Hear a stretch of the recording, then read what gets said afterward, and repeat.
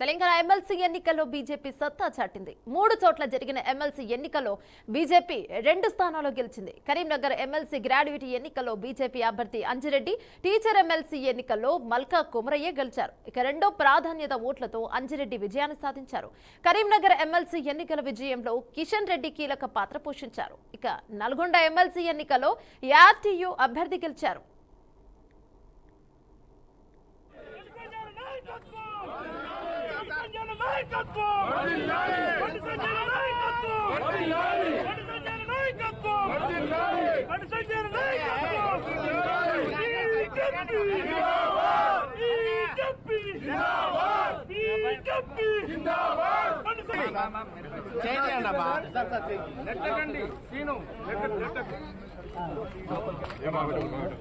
అన్న